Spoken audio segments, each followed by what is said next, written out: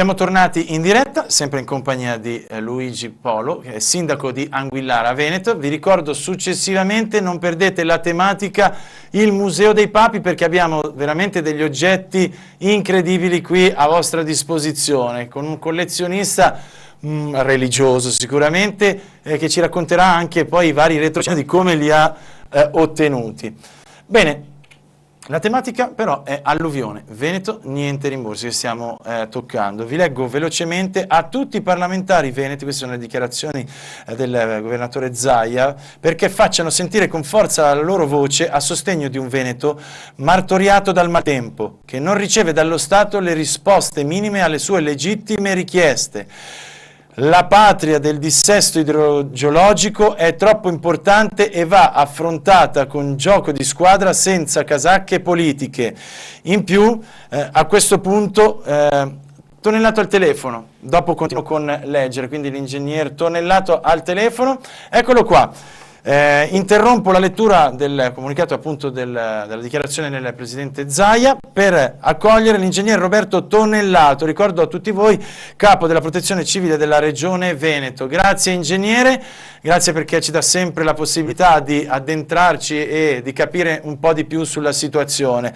Allora, partiamo da com'è in questo momento la situazione per tutti i vari comuni, a lei la parola, e dopodiché cerchiamo di capire se Anguillara, come dicevamo, ha la possibilità di rientrare appunto nel famoso elenco. A lei la parola. Beh, sinteticamente è stato emesso un provvedimento, è un decreto del Presidente della Regione che ha individuato un primo elenco di comuni che hanno segnalato fin dall'inizio di questo ultimo evento emergenziale la loro condizione di emergenza. Molti di questi avevano anche inviato i dati relativi alle aperture dei centri operativi comunali, quindi noi in base a tutta una serie di indicazioni che avevamo avuto abbiamo stilato questo provvedimento che poi il Presidente ha recepito e diciamo validato, trasformando in un decreto appunto del Presidente stesso. Può essere che qualche comune non abbia diciamo comunicato o comunque ci siano stati questi disguidi, peraltro l'elenco che è allegato al decreto è un elenco da non ritenersi ovviamente esaustivo, perché adesso parte tutta una procedura che andrà sicuramente a verificare, a controllare se i comuni hanno realizzato insomma, le attività previste in caso di emergenza, ma in ogni caso non ci sono preclusioni in questo senso, nel senso che nel definire i territori colpiti ci sono i margini per far rientrare tutti i comuni che poi nella sostanza e nella realtà... Beh, questo è positivo e fa ben sperare. Ingegnere, la interrompo, mi scusi, per chiedere proprio dalla viva voce del sindaco Polo, che è qui accanto a me, se avevate effettivamente mandato tutte le info, quindi le informazioni, tutte le procedure, come sta dicendo l'ingegnere, per attivare, quindi lo tenga pure così può sentire la replica piuttosto che... l'aiuto io. Prego, risponda pure alla mia domanda. Sì, noi abbiamo attivato il centro comunale, il centro operativo comunale con la protezione civile nostra, dando le comunicazioni ai referenti della protezione civile. Credo che sia arrivata anche in regione la comunicazione. Non è partito l'atto scritto da parte degli uffici comunali, che però è pronto. Noi credo che già domattina parte la comunicazione con diciamo, la comunicazione ufficiale, ma noi pensavamo in effetti che l'attivazione del centro operativo comunale, del COC, fosse già sufficiente per questo, anche perché la stima dei danni aspettiamo... Nel senso che adesso noi come Regione partiremo ovviamente con una lettera a tutti i comuni delle province interessate, i quali avranno modo comunque di comunicare i danni, per cui il problema diciamo da questo punto di vista non si pone. Insomma, adesso partirà un censimento in riferimento alla legge 4 dove andremo a verificare tutte queste cose, non è questo è anche scritto chiaramente nel provvedimento che è un primo elenco, diciamo, non esplicitamente esaustivo di quello che può essere, insomma, la condizione reale, quindi Sì, ma questo non costituisce un problema. sì, certo, ma infatti avevo letto il comunicato, avevo capito, insomma, è anche comprensibile che in una fase così dove c'è un po' di concitazione qualcosa possa sfuggire, non è un problema. Ma infatti il sindaco bonariamente ha detto forse può essere stata una svista, quindi la mancata comunque comunicazione di un documento che credo fosse importante, ma lei già diceva con l'attivazione del centro appunto Sì, per noi era quello è già un comunicare, insomma. è già la comunicazione. Io stesso avevo parlato per telefono con dei riferimenti, insomma, della protezione civile provinciale e regionale. L'atto era cioè pensavamo noi che fosse alla fine, alla conclusione, per rendere conto Certo. anche della situazione. Perfetto, quindi comunque una buona notizia, l'ingegner Tonellato dice che c'è il margine comunque per essere inseriti in questa famosa lista, positivo, insomma, un esito positivo dovrebbe esserci. Direi che sì, insomma.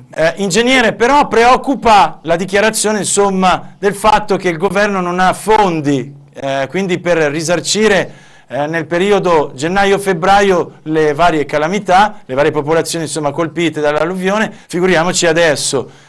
So che lei si occupa di protezione civile e non di politica, però le persone adesso dove vanno a sbattere la testa? Ma diciamo questo, quello che è emerso dai provvedimenti emessi a livello di Presidente del Consiglio dei Ministri è questo, e ad oggi le cose, insomma, stanno così, non è chiaro, è un provvedimento che raccoglie poi, fa riferimento peraltro a un decreto legge, va a coprire una serie di problemi, diciamo, di natura economica, questo provvedimento, per cui in questo momento diciamo che la situazione è quella ovviamente che ha rappresentato il Presidente della Regione. Non so se poi il governo valuterà altre possibilità, insomma. Perché speriamo comunque un esito positivo anche per questo. Ingegneri... Sì, prego. Sì, considerato quello che è successo, considerati i danni, considerato quello che il Veneto ha subito, insomma, appare da un punto di vista meramente tecnico che la cosa debba essere sicuramente considerata. Insomma, per forza, ma per forza. Per un mese, diciamo, per un mese, quasi un mese, la nostra regione è stata sotto lo scacco del maltempo, insomma, quindi ha avuto dei danni effettivamente rilevanti, abbiamo quantificato, li abbiamo esposti. Ma certo, ma io ho qui davanti proprio la dichiarazione, appunto si parla di realizzazioni per 402 milioni, queste sono le dichiarazioni, alcuni passi del governatore Zaia, 402 milioni per la messa in sicurezza del territorio, ma ne servono molti di più perché gli eventi atmosferici si ripetono sempre con maggior frequenza. A questo punto aggiunge, faccio una domanda a cui è doverosa una risposta in termini di concretezza. Ci sono o no quei 2 miliardi di euro per queste emergenze sbandierati a più riprese da Renzi? Qui si parla un po', insomma, di politichese. Speriamo, insomma, che ci sia la possibilità di un recupero almeno di ciò che è stato perso. Io penso che a livello centrale se non vengono ovviamente ristratti dei danni, cioè opere, danni e quant'altro, ovviamente il problema per i cittadini diventa un problema insomma importante e reale. Molto importante. Io spero con tutta diciamo certo. Il pensiero, insomma, sia rivolto alla nostra regione e che vengano riconosciuti i danni che abbiamo avuto. In questo senso il nostro Presidente ha assolutamente ragione, perché questo è il criterio anche a livello prevenzionale: se non facciamo opere, se non poi ci si rivede, ci si risente a ottobre. Tonellato, io la ringrazio, grazie ingegnere, un saluto. Prego, arrivederci, buona serata. Allora, so che c'è un'altra persona, quindi è proprio un telespettatore che vuole intervenire, quindi lascio il nostro Dennis attivarsi, il centralino è libero, quindi chiama pure. Noi quindi, tra virgolette, festeggiamo un po', insomma, sembra che ci sia il margine, dicevamo. Credo proprio di sia a questo punto. Giusto.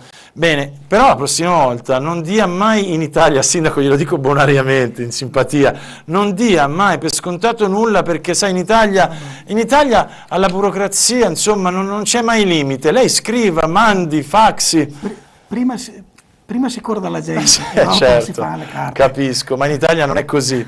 Abbiamo Carlo da Sottomarina. Buonasera Carlo. Buonasera. A lei la parola, prego. Volevo dire, no, che si lamentano di tutte queste alluvioni che avvengono in Italia, no? Sì.